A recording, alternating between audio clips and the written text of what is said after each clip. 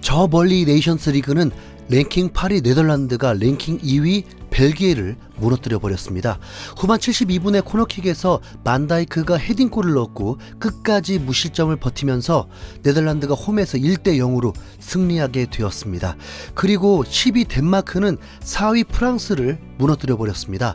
에릭센이 공격 포인트 없이도 평점 1위를 할 정도로 창의적인 패스들이 쏟아지면서 프랑스를 상대로도 대등한 경기를 펼쳤고 예상치 못한 볼의 움직임에 기회가 오면서 이득점을 하며 2대0으로 승리하게 되었습니다. 거기다 한국이 코스타리카와의 경기할 때 옆나라 일본은 랭킹 14위 미국을 상대로 2대0으로 승리해버리면서 죽음의 조에서 살아남을 수 있다며 매우 흥분한 상태입니다.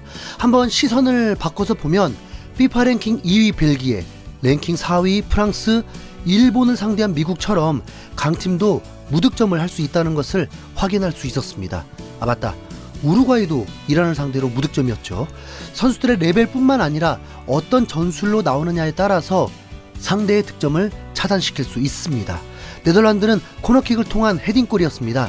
국내 축구 팬들에게는 많이 익숙한 골들이죠. 토트넘이 무패로 리그 3위를 유지하면서 코너킥을 통한 골이 많이 나오고 있고, 또한 김민재는 리그 7경기에서 코너킥을 통한 헤딩골로 2골을 넣으면서 우리를 소름 돋게 했고, 앞으로도 김민재 헤딩골은 더 나올 듯한 느낌이 강하게 들고 있습니다. 세트피스로 인한 득점은 선수 레벨이 높다면 정확한 크로스와 약속된 플레이로 상대를 무너뜨릴 수 있는 좋은 찬스가 됩니다. 전제는 선수 레벨이 높았을 때입니다. 나폴리 선수의 정확한 크로스와 김민재의 신체 능력을 이용한 골, 손흥민, 페리시치의 크로스와 케인 다이어의 골, 이강인도 코너킥뿐만 아니라 프리킥 상황에서도 자로 잰 듯한 정확한 크로스로 득점을 만들어냅니다. 야, 대한민국은 그런 선수들을 다 보유하고 있네요. 네. 그런 질 좋은 크로스를 올리는 선수와 득점을 할 수 있는 선수까지. 네. 그래서 한국이 이번 카타르 월드컵에서 뭔가 일을 내주길 바라고 있는 것입니다. 자, 그런데 바라기만 할 뿐 박지성조차도 16강이 쉽지 않다고 말하고 있고, 현재 벤투 감독의 스타일을 보면 더욱 좋은 성적을 기대하기 어려운 분위기입니다. 진짜 거의 99%는 벤투 경지를 원하는 것 같은 분위기입니다. 그런데 이천수가 언급했듯이 2달 남은 상황에서 그런 일은 일어나서도 안 되는 거니까 우리가 할 수 있는 건 응원뿐일 것입니다. 그런데 응원을 하고 싶어도 더 분노가 일어난, 탓을 하게 되는 한 일본 기사를 확인하게 되었습니다. 일본 니칸 스포츠는 코스타리카와의 장단점을 알 수 있는 시사점이 많은 경기였다. 한국은 짧은 패스를 연결하는 일본 같은 경기 방식으로 몇 번씩이나 중앙을 무너뜨리며 상대 수비의 약점을 보여줬다. 코스타리카의 2골은 모두 크로스로부터 나왔다. 일본도 크로스에 대한 대응을 철저히 해야 할 것이다. 또 코스타리카는 가장 테스트할 필요가 없는 선수인 케일러 나바스 골키퍼도 소집하지 않았다.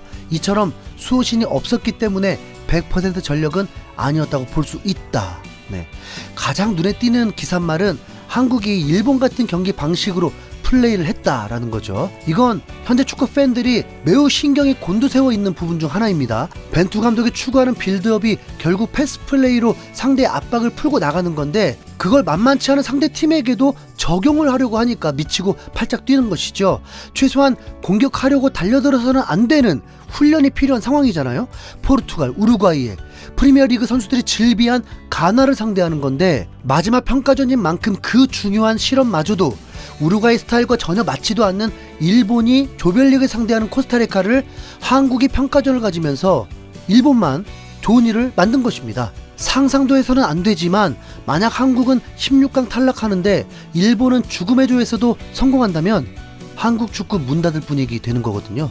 하필 벤투 감독은 일본에게만 2게임 연속 패배를 만들면서 한국 정서를 1%도 모르고, 거기다 일본이 한 수 위인 듯한 발언까지 하면서 불쾌감은 최고조를 만들기도 했습니다.